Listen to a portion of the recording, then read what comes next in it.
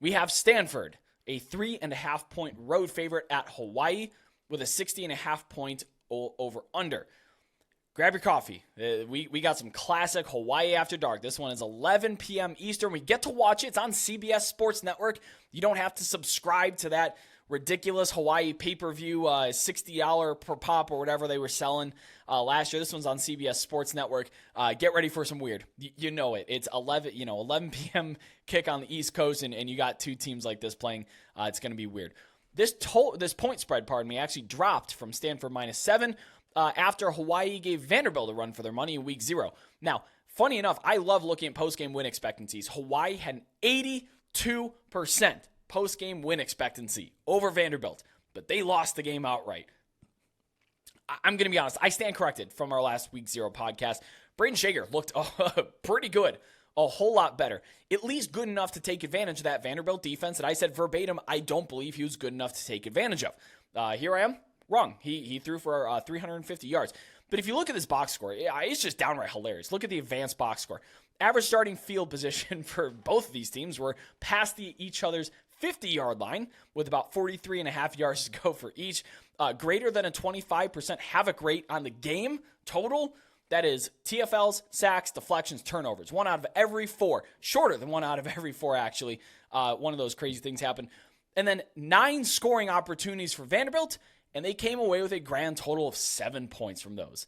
And yet they scored 28 on the game. So 21 of their points came from outside of scoring opportunities. It was a weird game. It was a fun game, but it was a weird game. Troy Taylor, the new head coach for Stanford, a quick rundown on him. He's from Sacramento State. Sac State scored 43 points per game and had a 17-point positive point differential last year over their opponents. They lost to Incarnate Word in one of the wildest college football games I have ever seen. Probably the best game in D1 last year.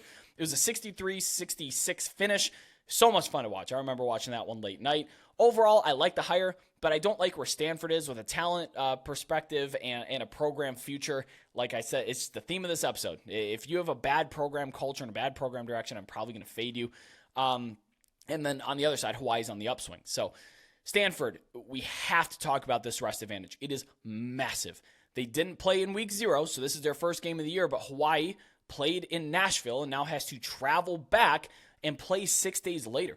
They may arrive back on the islands at the same time that Stanford did, but Stanford has a whole lot shorter, probably a 3.5, 4 hour shorter flight, and they haven't done that yet. It is the debut for Troy Taylor, but again, that roster is just a mess. Their quarterback is a mess. Everything on there is a mess. I'd probably lay 3 or better with Stanford. That's kind of gross to say, but I think that this may have been a slight overcorrection in the point spread there.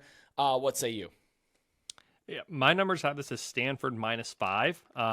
I have Stanford power rated number 95 overall, number 73 projected offense, number 113 projected defense. Hawaii's the first team, as you talked about here, that we've talked about today that has already played live college football this season. The Rainbow Warriors fell last week, as you said, 28-35 at Vanderbilt. Hawaii's power rated number 120 now, which is up from number 124 a week ago. So the Rainbow Warriors did rise in my power ratings from week 0 to week 1. They're a balanced team. Offensive unit ranking at number 116, defensive unit ranking at number 118. So I said they were balanced. I didn't say they were good. I said they were balanced. They're equal-ish in both of those ranking units on both sides. Again, that doesn't mean it's good, but they're balanced. I expect a very even matchup between that Stanford offense and the Hawaii defense.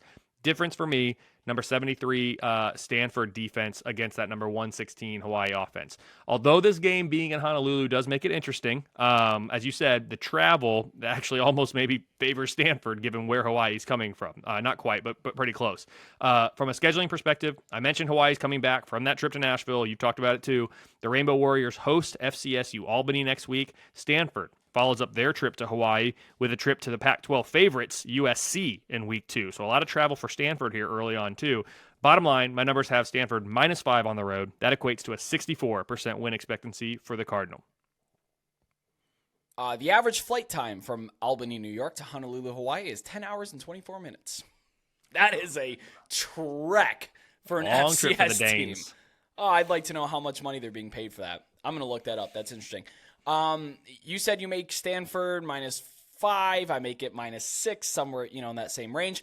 But interestingly, Hawaii head coach Timmy Chang has publicly said he's aware of point spreads. Now, I personally believe that all college football coaches, at least the head coaches, are aware of their point spread. You just can't hide from it anymore. And I know that these guys are plugged into the media and social media, so I know that they know the point spread to their games. But Timmy Chang is the first one that's come outward and say, hey, I know them, I acknowledge them, and I use them as motivation for your team. And you know what? It's worked. Hawaii's now covered 8 of their last 9 games dating back to last year. But when you're talking about 3.5, I think that kind of ventures from the territory of we're going to cover this spread to, okay, now you have to be in control of this game. And I don't know that this one's really in his control. Like I said, don't like where Stanford's trending, like where Hawaii's trending. If I can get the 3, I'll probably bet Stanford. I did earlier Monday see a -3.5 at even money at Caesars. That tells me it may shift to 3. But again, when we're talking about the number one key figure in football betting, 17% of college football games end on 3. So it's going to take a pretty big push to push it from 3.5 to 3. But if I get that 3, I'm probably laying it with Stanford, barring some significant juice there.